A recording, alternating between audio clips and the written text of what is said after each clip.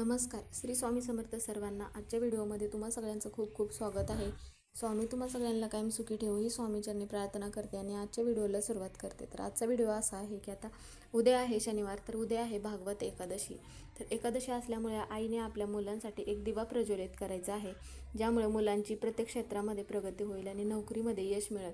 बऱ्याच वेळा काय होतं की मुलं भरपूर अभ्यास करतात पण पाहिजे तसे मार्क्स मिळत नाही, किंवा मुलांची पाहिजे तशी अभ्यासामध्ये प्रगती होत नाही, किंवा नोकरीसाठी खूप प्रयत्न करतात पण पाहिजे तसं नोकरीमध्ये यश मिळत नाही. तर त्यासाठी मग एकादशीच्या दिवशी आईने आपल्या मुलांसाठी एक दिवा प्रज्वलित करायचा आहे आणि तो दिवा कुठे प्रज्वलित करायचा आहे त्याबद्दलची माहिती आपण आजच्या व्हिडिओमध्ये घेणार आहोत. तर व्हिडिओ शेवटपर्यंत नक्की बघा. व्हिडिओ आवडला तर व्हिडिओला लाईक करा, चॅनलवर नवीन असाल तर चॅनलला सबस्क्राईब करा.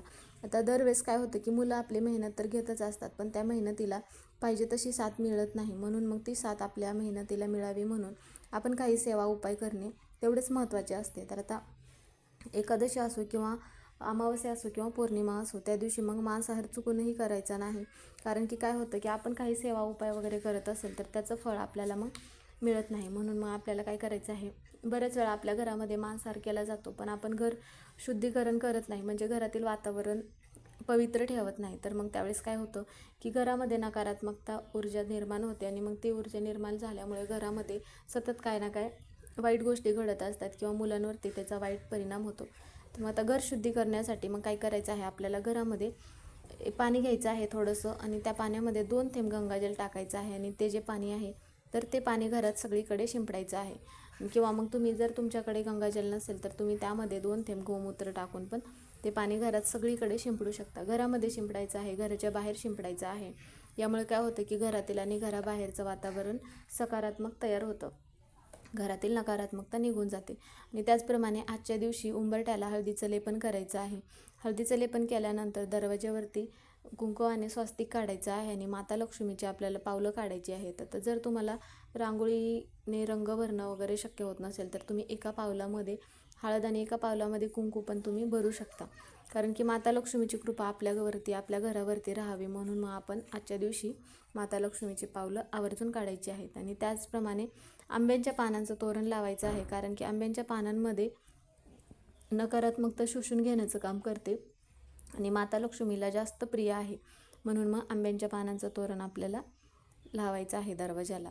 आणि नंतर काय करायचं आहे, मग आपल्या देवघरामध्ये जे पण कोणते आपण दिवा वगैरे प्रज्वलित करत असतो, दिव्याची वगैरे पूजा करत असतो, तर त्याचप्रमाणे काय करायचं आहे, आपण दिव्याची पूजा केल्यामुळे काय होते की आपल्या घरातील दारिद्र्य दूर होते आणि घरामध्ये सकारात्मकता ऊर्जा निर्माण होते. म्हणून मग आपल्याला एक दिवा प्रज्वलित करायचा आहे. तर तो दिवा मग कधी प्रज्वलित करायचा आहे, तर तो दिवा तुम्ही सकाळी करू शकता. जर तुम्हाला सकाळी दिवा प्रज्वलित करणं झालं नसेल तर तुम्ही मग संध्याकाळी पण हा दिवा प्रज्वलित करू शकता.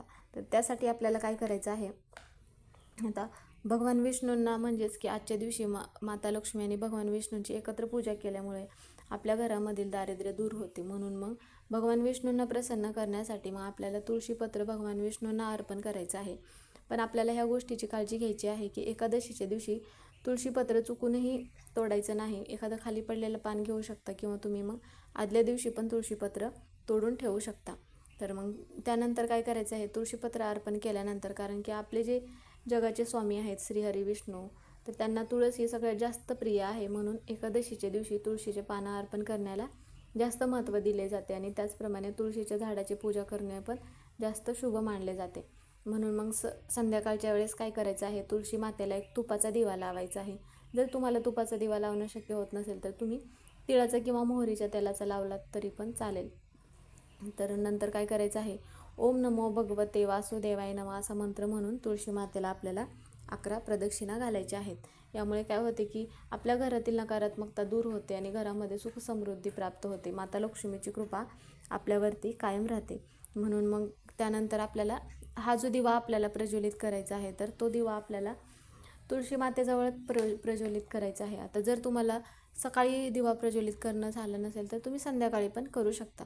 त्यासाठी आपल्याला काय करायचं आहे, एक प्लेट घ्यायची आहे आणि त्या प्लेटामध्ये काय करायचं आहे, थोडेसे अखंड तांदूळ घ्यायचे आहेत आणि त्यावरती मग तुम्ही एक पंती घेऊ शकता. म्हणजे पंती घेत असताना स्वच्छ घ्यायची आहे, काळवंडलेली किंवा खराब वगैरे झालेली न घेता. किंवा त्यासाठी तुम्ही मग कणकेचा दिवा बनवलात तरी पण चालेल, कारण की कणकेचा दिवा बनवल्यानंतर कणकेच्या दिव्याने लवकर प्रभाव पडतो. कोणतीही सेवा उपाय केल्यानंतर त्याचं फळ आपल्याला लवकर मिळतं. आणि मग त्यामध्ये काय करायचं आहे, एक तुपाचा दिवा प्रज्वलित करायचा आहे त्या कणकेच्या दिव्यामध्ये. आणि जे आपण प्लेट घेतला आहे तर त्यामध्ये कुंकवाने अगोदर स्वास्तिक काढून त्यावरती थोडेसे अखंड तांदूळ ठेवायचे आहेत. आणि जो दिवा घेतला आहे आपण तो दिवा मग कणकेचा असो किंवा पंथी असो तर तो दिवा मग त्यावरती प्रज्वलित करायचा आहे.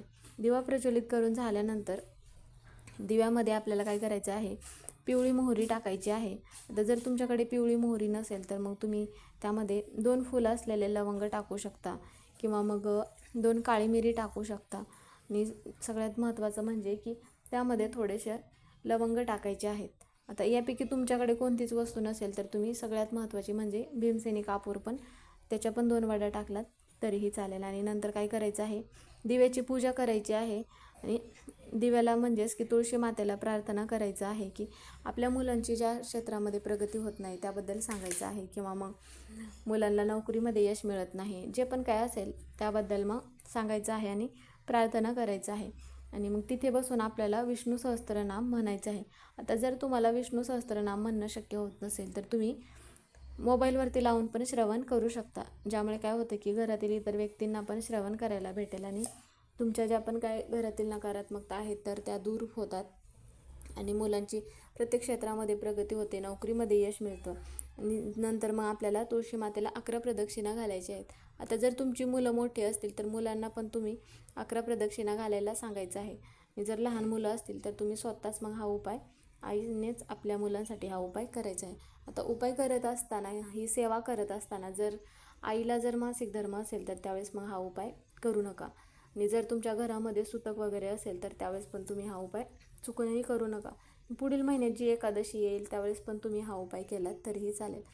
आणि आजच्या दिवशी आवर्जून भगवान विष्णूंना पिवळ्या रंगाची फुले अर्पण करायची आहेत. आणि पिवळ्या रंगाचं एखादं फळ म्हणा किंवा मिठाई म्हणा, जे पण काय असेल आजच्या दिवशी, कारण एकादशीच्या दिवशी तुळशी मातेचा उपवास असतो म्हणून मग आपण आजच्या दिवशी भगवान विष्णूंना जे पण काय नैवेद्य म्हणून अर्पण करत असतो तर ते उपवासाचंच नैवेद्य आपण अर्पण करत असतो.